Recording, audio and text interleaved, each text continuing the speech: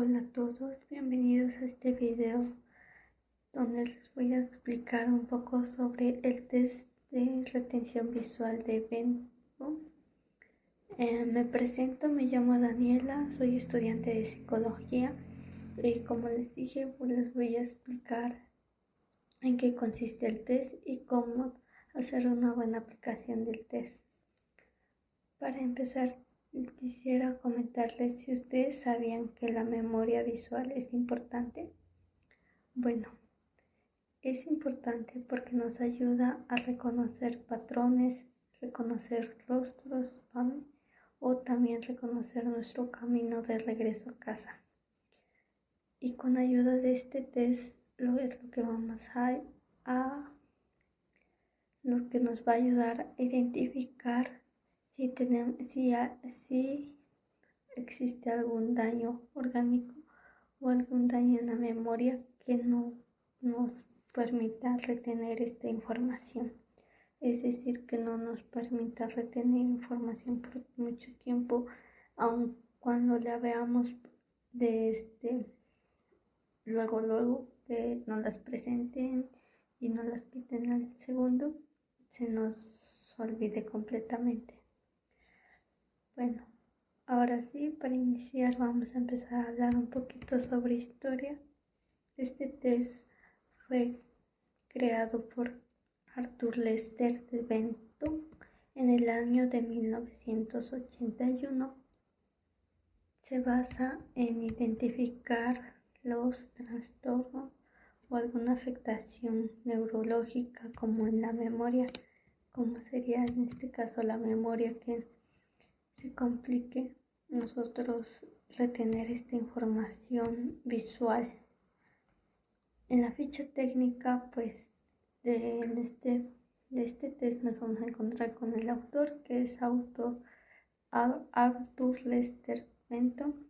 La duración va de los 5 a los 15 minutos. La edad de aplicación empieza desde los niños de 8 años, adultos de 64 años. También el objetivo de este test es el diagnóstico de anomalías en el área de la memoria o neurológicas, como dentro del cerebro, y la evaluación de nivel, como la observación y la retención visual. Su validez es de 0.97 y su confiabilidad es de 0.98. Igual este test evalúa 3 áreas. La primera es la memoria visual, que nos ayuda a identificar el estímulo y examinarlo para asignarle algún significado. Esto pues es todo lo que nosotros podemos ver, por ejemplo el celular, la libreta, algún lápiz, y sabemos pues que es un lápiz. Esto quiere decir la memoria visual. La segunda área que evalúa son las habilidades psicoconstructivas, que esta es la capacidad que nosotros tenemos para dibujar y realizar construcciones tridimensionales o tridimensionales. Es decir, que construimos un propio dominio cognitivo. Es decir, que nosotros le damos esta construcción a nuestro dibujo de lo que queremos que sea o se parezca a lo que nosotros queramos. La percepción visual aquí igual es la interpretación que realiza nuestro cerebro de los estímulos recibidos. Esto pues ya nuestro cerebro automáticamente lo interpreta y sabe lo que es. En este caso, en el test con las figuras se ponen los dibujos y nosotros lo tenemos que interpretar tal y cual y tal y como está o como nos los presentan. El uso de este test es tanto neurológico o clínico. Se da, como lo dijimos, en adultos y niños de forma individual. En niños a partir de los 8 años. La duración pues igual va de los 5 a los 10 minutos en la aplicación de cada una de sus formas. Consta de 3 formas. Esto lo vamos a ver un poquito más adelante. Y los baremos pues esto va a cambiar según la edad. No va a ser los mismos baremos para un adulto que para un niño. Aquí hay diferencias en los baremos y esto es lo que va a hacer que por eso tiene que ser individual y cada forma de interpretarlo va a ser diferente, con diferentes resultados. Okay. Bueno, ahora vamos con la aplicación. ¿Cómo es la forma de aplicación? Existen 4 tipos de aplicación. La primera es la aplicación A. Aquí esta consiste en la exposición del dibujo de la tarjeta al examinado y va a permanecer 10 minutos. Una vez se retira y el examinado puede empezar a copiar la figura de lo que recuerda. La exposición B igual es la exposición, pero esta vez en 5 minutos y otra vez se retira en los 5 segundos y el sujeto hace la reproducción de la figura que vio.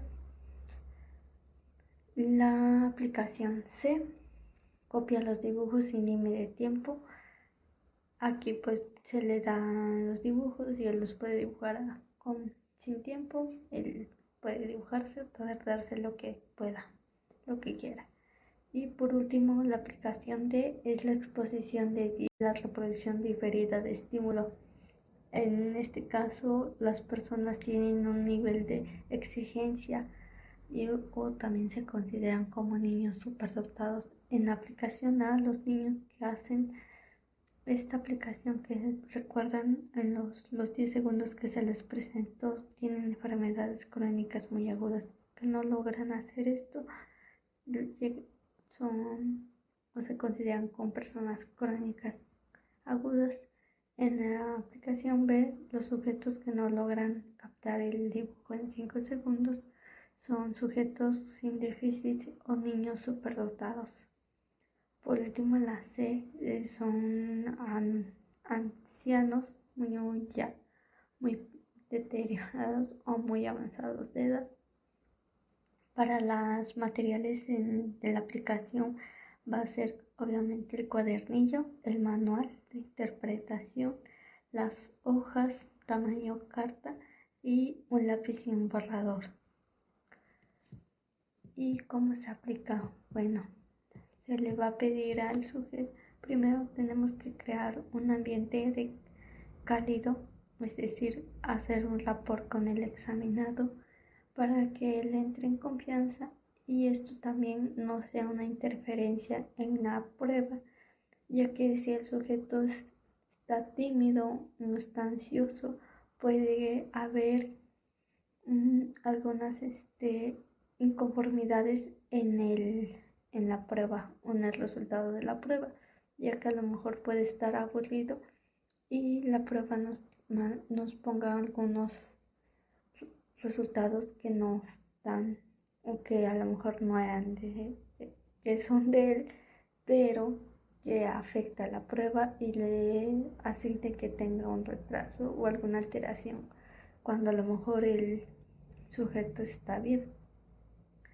Por eso se le tiene que decir que se le tiene que crear un espacio seguro donde él se sienta seguro, le tiene que explicar el propósito del test y una vez que se le estén aplicando las 3 tipos de aplicación, se le tiene que dar las instrucciones claras y precisas para que el examinado las entienda y las pueda comprender y realizar de la manera en que se les pide. Esto también puede ser una forma de cómo no se puede calificar o se quita esta forma de evaluar si el examinador no tiene, ¿cómo se le llama? No tiene esta capacidad o no está capacitado para dar este test, para ¿cómo se dice? Para poner a prueba o para realizarlo o aplicarlo a una persona, ya que a lo mejor no dar las instrucciones claras y el sujeto se puede equivocar porque no entendió completamente la instrucción de cómo se debía de hacer. Las normas de corrección y de puntuación. Para aquí está la valoración, que es cuantitativa y cualitativa. El número de reproducciones correctas, que van a ser aquí los criterios, pues son flexibles, se da importancia a la retención visual y no a la calidad del dibujo. Esto quiere decir que cuando el sujeto está haciendo los dibujos, el examinador debe estar muy atento al dibujo, a las borraduras que se hace dentro del dibujo, al trazo de la línea o cuando se le da la hoja también, incluso si es el niño o el sujeto voltea la hoja o mueve mucho su lápiz al dibujar, como que está haciendo el dibujo y luego mueve la hoja para hacerle a lo mejor un cuadrado que se le pida. Esto pues también es parte del examinador, tiene que estar atento para la forma de puntuación o corrección. El número de valoración y errores, que esto es la omisión, en este caso la omisión en los dibujos que omiten alguna parte del dibujo o no lo cierran. La distorsión quiere decir que cuando el dibujo pierde completamente la forma y ya no está parecido a como estaba en la figura o como se le presentó en la ficha. La perseveración, pues que quiere decir que intenta copiar tal cual el dibujo como se acuerda. La rotación, esto quiere decir que voltea, como su nombre lo dice, voltea o cambia el dibujo. Si el un rectángulo, no sé cómo ponerlo, pues que esté así y a lo mejor él lo hace acostado, pues esa es como la rotación del dibujo. Incluso o cambiarlo de izquierda a derecha. El desplazamiento también es otro tipo de error más común que se realiza en este tipo de test. El tamaño de las figuras. Hay personas que van a hacer a lo mejor dibujos grandes y dibujos chiquitos. Por último, para la interpretación de este test es con ayuda del manual. Dentro del manual vienen algunos ejemplos de la interpretación como la calificación del dibujo. Lo que acabo de mencionar son algunas características que se deben de tomar en cuenta a la hora de aplicar o de interpretar los dibujos, que es como eso de la omisión. Tener en cuenta que a lo mejor en la mayoría de los casos es algo común que va a pasar. Así que para su interpretación, con ayuda del manual nos vamos a apoyar. Ahí vienen algunos ejemplos, los cuales quiere decir que cuando el dibujo pierde completamente la forma y ya no está parecido a como estaba en la figura o como se le presentó en la ficha. La perseveración, pues que quiere decir que intenta copiar tal cual el dibujo como se acuerda.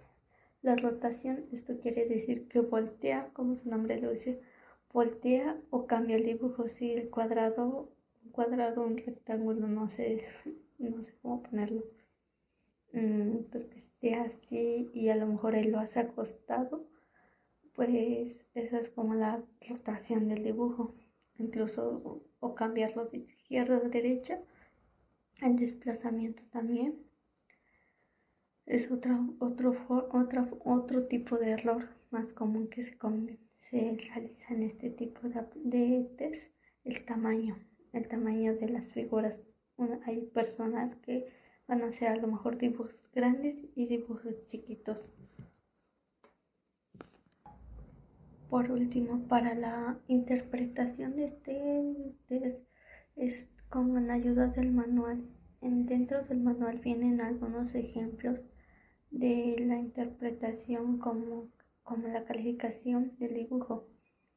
Lo que acabo de mencionar son algunas características que se deben de tomar en cuenta a la hora de aplicar o de interpretar los dibujos, que es como eso de la omisión. Tener en cuenta que a lo mejor en la mayoría de los casos es algo común que va a pasar. Así que para su interpretación, con ayuda del manual nos vamos a apoyar. Ahí vienen algunos ejemplos, los cuales podemos observar si la figura se va a puntuar o no se va a puntuar. En este caso se puntúa con un 0 o con un 1. Con un 0 las que estén correctas y con un 1 las que no las hizo como tal bien. Miento en lo que acabo de comentar de que la calificación, ¿no?, es con un 0. Si el dibujo es correcto se le otorgará un punto, si el dibujo es incorrecto no se le otorgará un punto, o sea, es decir que se le pondrá 0. Existe una hoja donde se pone el diseño, el puntuaje, los errores y otra vez ahí es donde se va a puntuar. 1, la figura 1 lo hizo bien, 1 no, la figura 2 no lo hizo bien, pues es un 0. Igual los errores, que fueron los que mencionamos de omisión, todo esto. Aquí pues vamos a especificar los tipos de error.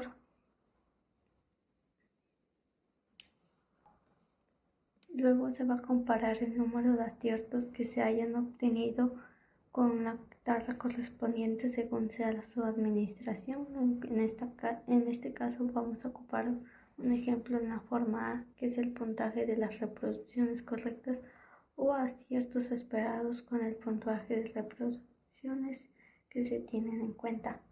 Es decir, existe una tabla donde se ponen las edades. Si es un niño de un adulto de 45 a 64 años más o menos, se tiene que hacer la comparación directa de estos dos. Se le tiene que restar un punto de la calificación esperada antes de hacer esta comparación. Vamos a ver un pequeño ejemplo para entender un poquito mejor la calificación. César, de 24 años, presenta categoría intelectual promedio y está estudiando ciencias de la comunicación. En este caso no se resta el puntaje esperado por la edad del evaluado. Según el número de reproducciones correctas, lo esperado 8 aciertos, lo obtenido 8 aciertos. La diferencia es de 0, es decir, que está en el promedio y de acuerdo. Puntos por debajo del puntaje es esperado, insinúa una sospecha de deterioro adquirido de la función intelectual, sugiere un deterioro intelectual. En este caso, pues es decir que si está debajo de lo esperado se le van a asignar esos. El evaluado, como vimos, el evaluado tiene una diferencia de 0, tanto esto quiere decir que no presenta ningún índice de deterioro intelectual. En relación al puntaje con errores, se comparan por el CI, el premórbido y la edad cronológica. Para ello se debe de sumar con el número de errores esperados por su CI. Y hay que tener en cuenta lo siguiente: en este caso existe una tabla donde está la edad y el puntaje esperado. Aquí la edad es de 45 a 54 y el puntaje esperado es de 2 puntos. Es decir, el evaluado César, en la tabla de aciertos número 1 encontramos que César debe de tener 8 aciertos, es decir, con 2 errores, porque solo son 10 diseños. En la tabla de errores número 2 se encuentra que según su categoría intelectual promedio le corresponde a 3 errores para su E y su CI de premórbido Entonces se suma el 2 más el 3, que es igual a 5. El total de errores esperados son 5. Entonces se obtuvieron 2 errores obtenidos y los errores esperados deben ser 5. Quiere decir que por encima del puntaje está esperado, que esto puede plantear una posibilidad de algún deterioro adquirido en la función intelectual y que debe de ser investigado más a fondo. Aquí otro dato que tenemos que tener en cuenta es que no debemos de basarnos tanto en solo en un test, sino también tenemos que compararlo con algunos otros o acompañarlos con otros. Por último, su interpretación, el evaluado de 24 años de edad presenta un coeficiente intelectual premórbido que lo ubica a un nivel promedio tanto en las reproducciones correctas como en los errores esperados. No presenta errores significativos, por lo que se puede identificar que no presenta ni deterioro intelectual. Existe dificultad para plasmar los dibujos de manera continua y fluida, por lo que su nivel de atención y concentración no fue el adecuado. Se puede afirmar que presenta alguna implicacidad en el hemisferio cerebral izquierdo. Esto sería como tal su interpretación. Se hace un diagnóstico de sus puntajes, de todo lo que se obtuvo, y pues se toma también en cuenta la forma en cómo se comportó dentro de la prueba para interpretarlo al final de la prueba. Y pues esto sería todo. Espero que haya quedado claro y les agradezco su atención.